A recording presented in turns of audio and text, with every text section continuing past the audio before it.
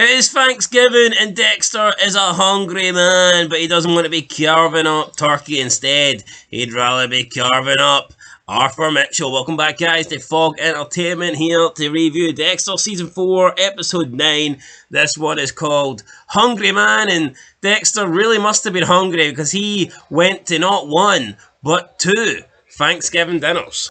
And one of them was possibly the best Thanksgiving dinner that I've seen in TV history, damn it. The other one, it was still good, but when you've got Arthur Mitchell at one, tormenting his family, it's always going to be better than the other one, which is just Elliot, Rita, Deb, a bunch of misfits and a bunch of kids at the end of the day. Yeah, but they're both pretty awkward in their own ways. So, one of them we've got father tormenting, abusing his family, Dexter trying to kill that said father, and the other one, we have a wife kissing someone behind her husband's back, and we've also got Masuka around kids, which I don't know if that's a good idea or not. Definitely not. Aster certainly didn't think so. She referred to Masuka as the guy, the man that her mother told her not to talk to. What kind of guy does Rita think that Masuka is? No, it's funny though, right? She says that about Masuka, right? And I get it, the guy is a bit weird, but how much would Rita really know about Masuka? I doubt Dexter talks with the guy a lot, and also it's like, look who Aster and Cody's father is, like a literal scumbag, rapist. Masuka's none of that. Yeah, Masuka's he's just a very crude, vulgar guy. But at the end of the day, man, it's banter with the guy. I doubt he's going to be doing it around little kids, but it is what it is. We see Dexter at the beginning. He rolls out some knives. Which knife is he going to use? And he picks out the knife that he wants, and he stabs a turkey. We think that he's going to be stabbing a body, but no, he stabs a turkey, and he says, "I'm going to get you tomorrow," to the turkey. So that's the knife that he's going to use to carve up his Thanksgiving dinner. But we see him outside of Arthur's house. He's waiting, biding his time, looking to see what is going on, and he must have arrived at the wrong time because Arthur Mitchell thinks nobody's watching, and he starts snapping Jonah's trophies, his baseball trophies. And this is punishment for quitting baseball. All the trophies that he's won in the past, Arthur Mitchell just snaps them because he's an arsehole, I guess. He's a control freak. He's an abusive father. And, yeah, I mean, I don't understand why he's doing it. Well, I do understand why he's doing it because he's just a fucking dick. He is a dick. He's a weirdo. But I think we'll get more into the, Arthur later on. But Dexter, he chases after Jonah. Jonah starts battering the car up with a baseball bat. And it's like, can Jonah... It's almost like, is everyone in this Mitchell family fucking blind? It's like this Kyle guy is randomly appearing at points where he really shouldn't be. Yeah, I mean, at what point does Arthur Mitchell say, like, Kyle, piss off? This is my family. I don't mind you turning up once unexpected, but why are you at my house every single day? Jonah tells Kyle Butler, a.k.a. Dexter, that his father is abusive and he hits him. Dexter's like, well, that ain't right. And then Jonah tells him that he should have just let him die. So Jonah knows about the fact that his father tried to kill himself. Not too sure how that came across or came around, but I mean, whatever. Jonah says that living in that house is hell, and it's like a tour of duty. You're not a family member. You're literally you're living under Arthur's law, essentially. Yeah, we've heard of martial law. Now we've got Arthur's law. But so, how did Jonah find it? Don't know. I guess not really important. Jonah then is paranoid about the car being smashed up, and Kyle says, "Look, how about I come over for Thanksgiving dinner, and you can tell him while I'm there." Jonah thinks that might just work. So here we go. Dexter, maybe he was extra hungry and he just wanted 2 turkeys, or maybe he is going to use Thanksgiving as a way to try and not only protect Jonah, but maybe possibly take out Trinity on Thanksgiving Day. Is it possible? Will it happen? Probably not. It's a lot of tasks to be doing when you're cutting up turkey.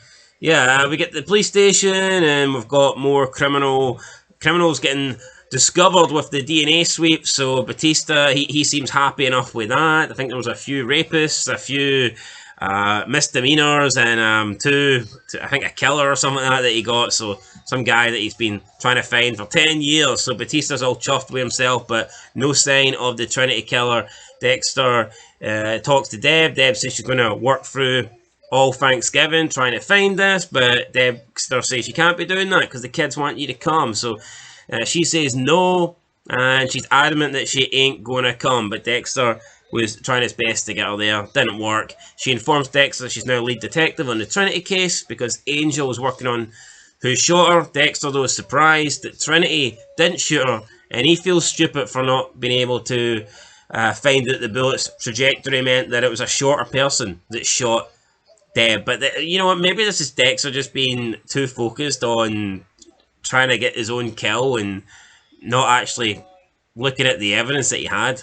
Although he is the blood guy, so... Yeah, and who is this person that's done it? I guess time will tell. Definitely not Arthur. Relate it to Arthur? Maybe, but as for Angel and Glitter, it's like they go to this guy on his deathbed and tell him, oh, we got the guy that killed your wife. But unfortunately, the guy's like a vegetable at this point, so he doesn't really... Although Batista takes a little bit of comfort in believing that he can hear him, but whether that was this didn't really do much for me, though. I think the Glitter and Angel thing, it's like, right, if you're going to become a couple, just become a couple. Yeah, Dexter goes home, he's got pies, he inspects the turkey, he tells Rita that Debra might not be coming. Debra says, not a chance, we need to set foundations. Thanksgiving's going to be a family holiday. So then Dexter gets Cody and Astor to record a video begging Deb to come. And after Deb watches the video, she tells Dexter that she'll make it, but she has to work as well. So she plans on having a working Thanksgiving dinner. But Dexter couldn't convince her, so he used the kids to do it. Dexter, he can always make the best of a bad situation. He definitely can, but how weird would it have been if it was just Rita and Elliot with all the kids? Well, I mean, Elliot probably would have preferred that. So. Absolutely. Big Elliot definitely would have preferred that. But Debra and Masuka are coming because Masuka gets invited. He does. In his white lab coat, absolutely. But he accepts it straight away. There's no thinking about it. Masuka just wanted to be the wingman to Debra. Yeah, well, Debra asked him to be the wingman, and he says he'd rather be the 5-man instead. I love Masuka. The guy doesn't get enough screen time in Dexter, and I'm hoping that changes in Original Sin. Yeah, I hope so too. You never know, because, I mean, you get 10 episodes, and it's like, you may as well build up these guys that you've got. And I think, actually, you know what? To touch on Original Sin, I'd say Masuka got quite a lot of screen time. Yeah, I think he got more screen time than he does. And it's only been one episode though, so it's hard to tell. Christine is in the shower with Joey. She wants to spend Thanksgiving. He says that he's busy, but she promises to make him a great pie. Then he says he'll try and get it off, and she just claims that he is only interested in her pie. Sex joke there. Ha ha ha ha. Arthur then clicks his morning paper to find the headline, OceanGate bludgeoner remains at large, with the journalist's name and photo Christine Hill.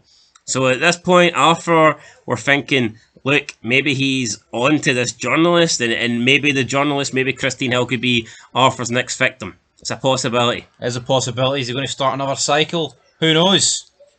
Tends to be the only thing he does. He doesn't really kill people out of pocket. Has to be... Well, no, but if somebody's onto him, then I would imagine he'd want them to disappear. He would, but he seems like a serious guy when it comes to his cycle. Yeah, but she doesn't really fit the cycle, does she? No, well, she doesn't fit the cycle. Well, I don't know what age she is. Maybe she could. Maybe he can manipulate it.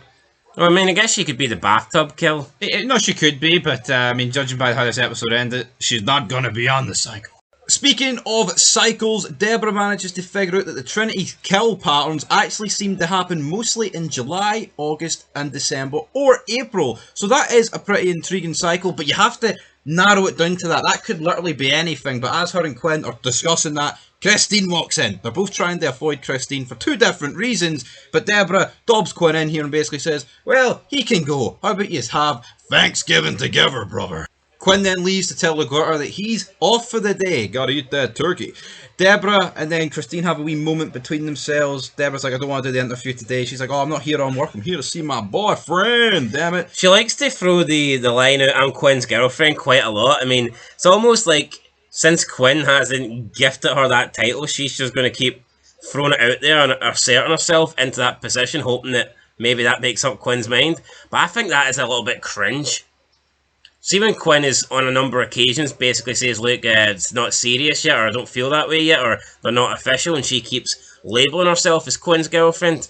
I don't know, I think that's like crazy. She's trying to force the situation. Yeah, that's a red flag. Yep, it's a red flag. But Quinn can't see it. It's not the biggest red flag of the episode, though. Quinn must be colourblind, like, because he ain't seeing this, but yeah, we get Christine saying it must be awful to look into your loved one's eyes as he draws his last breath, and she hopes that she never has to do that. And Deb's like, yeah, you're right, it's pretty fucking shit. Of course it is.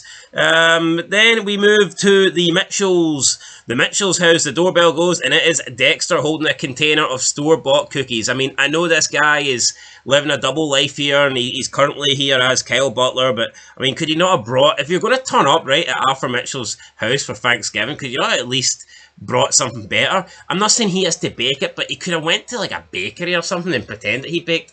It's just shite, isn't it? I know it's this a minor part of the episode, but fucking store-bought cookies, I think Thanksgiving, and you're turning up unexpected without an invite. I know it's Dexter, right, and he maybe doesn't realise but I mean, Arthur Mitchell would have been within his right to slam the door. I think he should have looked down at the cookies and went, store-bought, $2.99? No, slam the door, Cal Butler's face.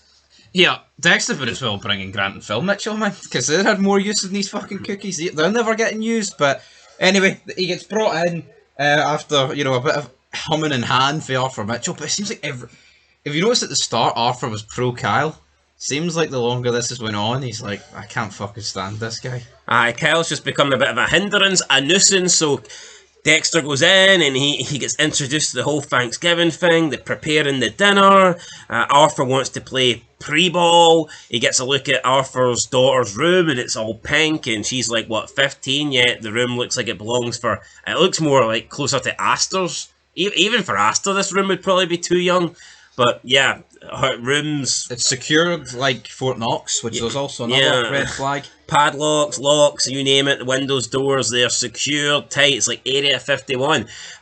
So then Arthur takes Kyle outside and they're going to have a little bit of a pre-ball. So Arthur's looking for the football, but Jonah's not there. Jonah normally brings football. Kyle's like, well, maybe it's just a wee bit late. Arthur's not too happy. Kyle suggests that they throw a basketball instead, or a baseball, and this seems to piss off Arthur Mitchell because he's a stickler for the rules. No wonder though, right? I mean, we're not even American, but we know that Thanksgiving is football. It's football, Kyle. You pitch the ball, and you pitch the baseball in fucking summer. Kyle's got a very good gimmick though going on where he just exposes Arthur's stuff. He whips out the coffin. He's like, what's that? What's that? I feel better now. That was for before. So yeah, Dexter though does find a deflated football. Yeah, but there's no pump for it, so. But they go to take out the deflated football, and in comes Jonah. He pulls into the driveway with a wrecked convertible. He tries to explain to his dad that somebody trashed it. It wasn't him. Certainly wasn't him that beat the shit out of the car.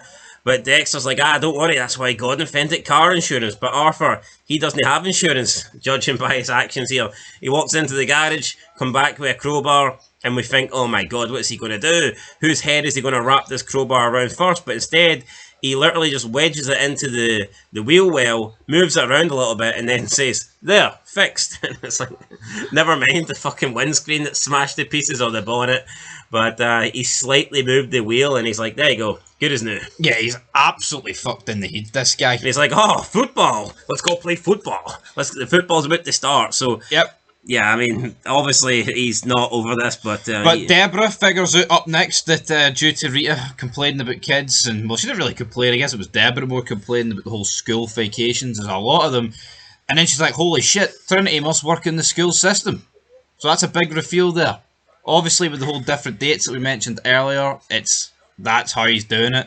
And then obviously we know the information. What's it? 4 Walls and a Roof? Is that the whole company? Yeah. That's 4 obviously Walls Build. 4 Walls Build. 4 Walls and a Roof's a Walking Dead episode. It's also a reference in a Saw movie. But anyway, forget about all that. We gotta saw through the dinner, damn it, the turkey.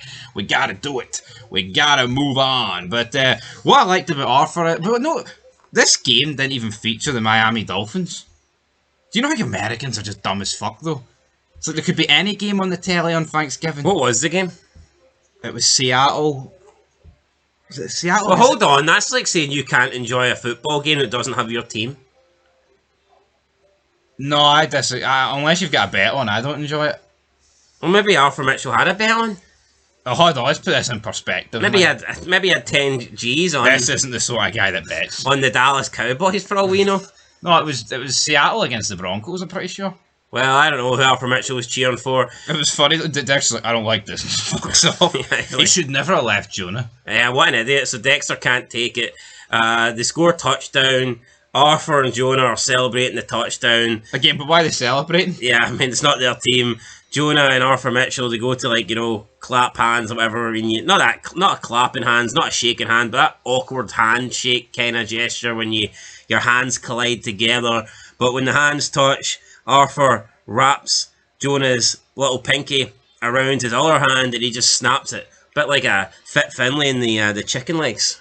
Oh, absolutely brutal, man. Don't even want to think. I wouldn't even imagine this, but it's so cool the way he did it. Yeah, and that's then for my windshield. That's for my windshield.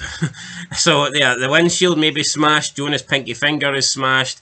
Deb spoke to Quinn about wanting to go into work Thanksgiving because of the new news that she found out about the school. But he's like, nah, we wait till the next day. Everyone will hate us if we try and take them away for the Thanksgiving dinner.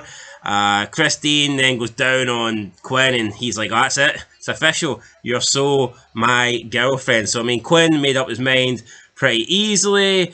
Rita and Elliot, they're cooking the dinner. Rita discovers that there's not enough room in her oven. But Elliot's like, oh, well, I'm the good neighbour. I can save the day. I've got 2 ovens. I've got 2 ovens. So they go over to Elliot's house to put something in the oven, but it turns out Elliot wants to put something in Rita, and he kisses her, and you know she didn't pull away quickly enough for me. No, it was actually and Masuka spot the call onto that. Yeah, so it's not like this is not like Elliot just kissed Rita and she immediately pulled away. It was like a joint kiss, and then but she was the one obviously to retract, but still, it looks like it's a mistake. She's like, "What you doing? I've got Dexter," and he's like, "Well, yeah, you've got the guy that's never there." I mean, and it's like, where does he go at night? No, but that is it. Like as Miguel once said, "Oh, your bride to be's got to wonder where you go at night," you know. But it's like Elliot could have played this off as, "Oh, I'm sorry, didn't mean that," but he like doubled down and tried to throw Dexter under the bus. And that was never really going to work. But Masuka then throws his fucking desserts in the bin. Yeah, Masuka the whole time witnessed this. He's seen this. This was enough for Masuka, so he throws his desserts in the bin, goes inside, tells Debra, "Like, I'm not feeling too hot. I'm going to go." Debra's like, "I don't fucking think so. You're supposed to be my fireman, remember?" So she sits Masuka down and says, "Right, I'll go and get us a drink," because Masuka wanted a drink, she wanted a drink, so it's like, both of us, we need some alcohol. And then Masuka awkwardly says hi to Aster, and she says, "Are you the one that my mum told me not to talk to?" And Masuka's like, awkward, which is kind of awkward to be honest. But no, it is entirely awkward. Don't worry, a few alcohol drinks down you and you will be alright. So we then go to Arthur's house.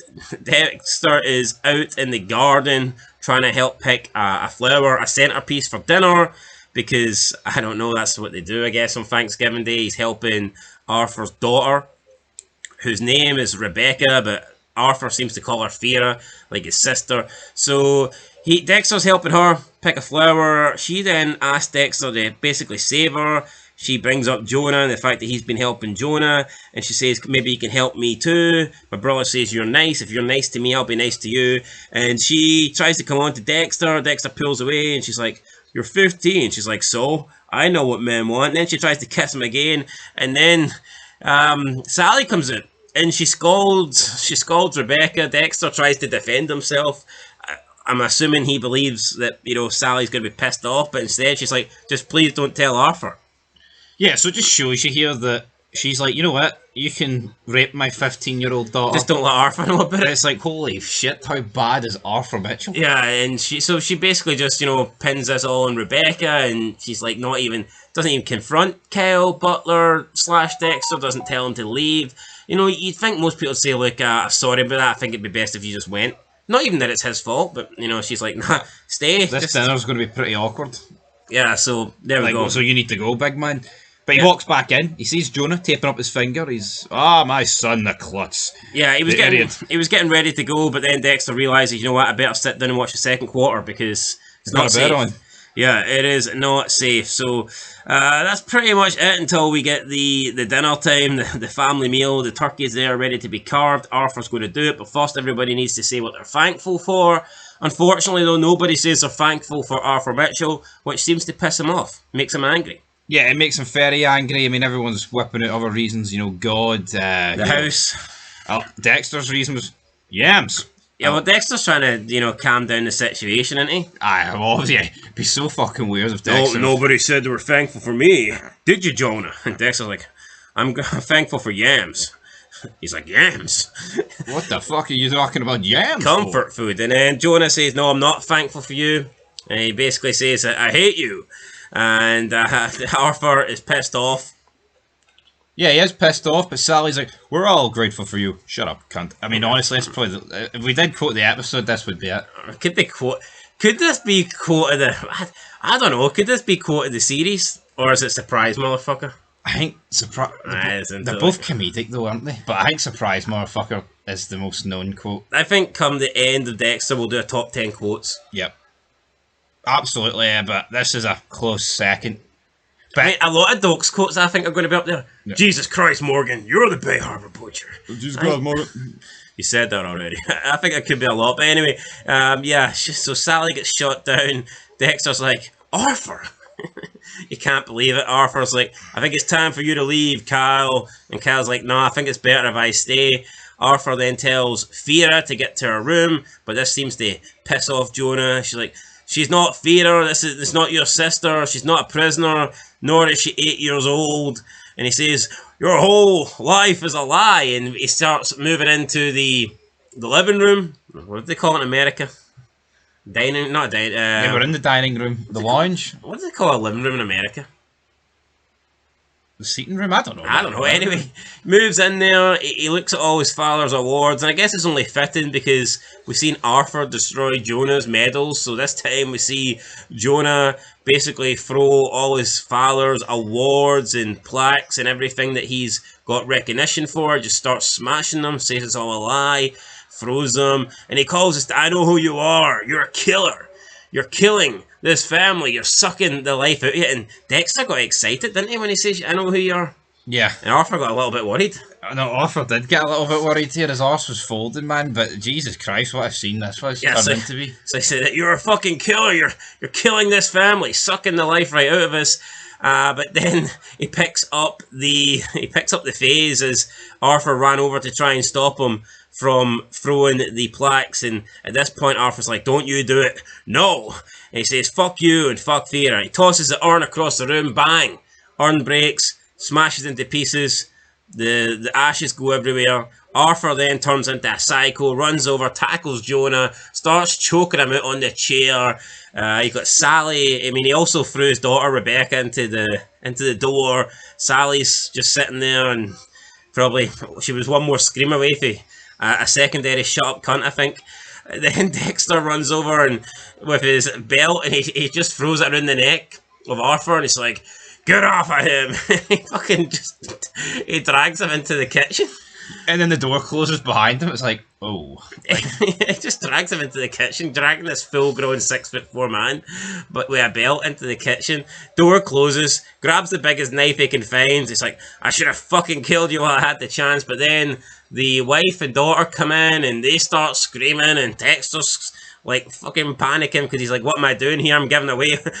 I'm about to kill this man. We witnesses. Arthur's thinking, who the hell is this guy, and why is he always wanted to kill me? Why is Kyle Butler always, why should he have killed me sooner? So everybody's a little bit confused here. Dexter then backs into the corner, and as Arthur is being consoled by his family, Dexter makes a run for it, and we see him driving away in his car, punching the absolute living hell out of his steering wheel. He's like, I'm thankful for being out of that fucking house. Meanwhile, we see Harry Morgan sitting in the driver's seat, or the passenger seat, riding shotgun, and Harry Morgan just basically there to, just to put down Dexter again, just to bury him, going, think about your family in 20 years. And Dexter's like, I'm nothing like that. I'm not going to allow my family to turn into that. He accuses Arthur of simply just having a family to use as alibi and to have them there as protection, and Harry points out that was the reason you got with Rita. So I mean, I don't know, every time Dexter tries to, Harry just seems to be on, I've noticed the longer the seasons go, Harry just seems to be, I feel like in season Dexter. Yeah, I feel like in the early seasons he was there to protect them and give them advice. A couple of episodes ago he was giving Dexter the puppy dog eyes, wanting them to stand up for him. I don't against know. Debra. But then it's like, it's not like, Dexter's not keeping his family hostage. He's not making, Cody pretend to be Brian Moser, is he? Or weird shit like that. He's not holding anyone I hostage. just But love the scene of Dexter punching the steering wheel. I know it was great. And because, like, the whole Yams thing is obviously just him, trying to come up with something on the fly to calm down the situation. But you feel like he's actually, for the first time in a long time, other than killing somebody, he's legitimately grateful. He's legitimately thankful to just be at that house. No, I know. I mean, Because he it's weird. He spent the last few episodes thinking that Arthur Mitchell's this perfect family man with a perfect family, and now he's realised the family's fucked. yeah. It almost makes you think, like, is he holding this family hostage? Are they even his? Makes you like, what's Arthur Mitchell even been doing this entire fucking time? But yeah, great scene, phenomenal. But the cards are on the table. He's revealed himself. He has revealed himself. It's not the name. But I'm sure Arthur Mitchell's going to be thinking at this point, who's Cal Butler and why was he trying to kill me? Who the hell is Cal Butler? Who the hell is Cal Butler even your real name? So then Dexter arrives home, everyone's sitting at the table, Masuka's sitting there awkwardly, Elliot and Rita are sitting there awkwardly. Cody says that he is thankful for Dexter. I mean, at least somebody is. And Cody also asks Debra if he can see her scars, and they're talking about the shooting, and she says, was his eyes open when he died? Obviously referring to Lundy. And at this point, Debra remembers the conversation she had with Christine, and she talked about how it must be horrible to look into the eyes of the man you love die. And Debra quickly puts two and two together, and she phones Quinn asking if he ever discussed the whole thing, the whole death scene with Christine. Quinn says he hasn't. But to be honest, we don't know if we can trust Quinn because he's already revealed quite a few things to Christine about these murders, the Trinity killer, etc. But he does tell Debra that there's no way that he's told her anything about how Lundy died and the fact that she was staring into his eyes. And he also says that he's left no paperwork around. So Debra is just left with an uncomfortable suspicion about how Christine could possibly know that.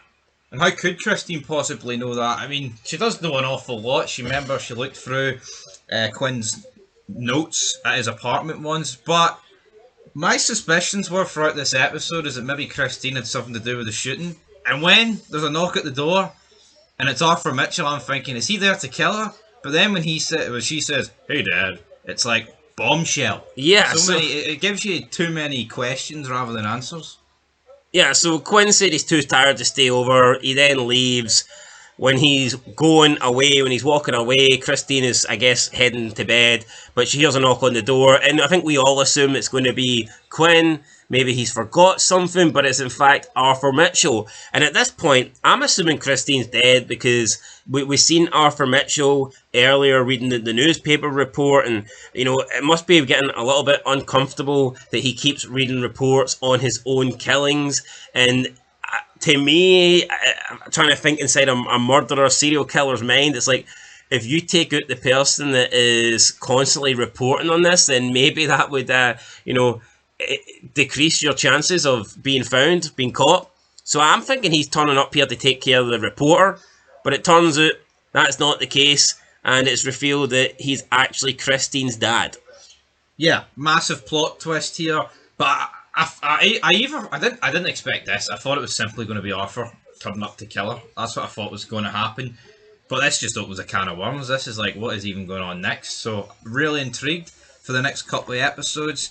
But then it's also like, he's known about her being a reporter. He's known about her writing headlines before. So it's like, how much of that's been dictated? But then she might not know hee-haw. She might know everything. She might be in on it. Who knows? All these questions to be answered next. Yeah, find out, guys, in episode 10. But speaking of 10s, what's this rating going to get? People saying this is one of the best episodes of season 4. Is it one of the best episodes so far of the series? What are you giving it? I don't think it's quite a 10. I think 10s have to be special, but I'll give it a 9. I thought the Thanksgiving scene was fantastic.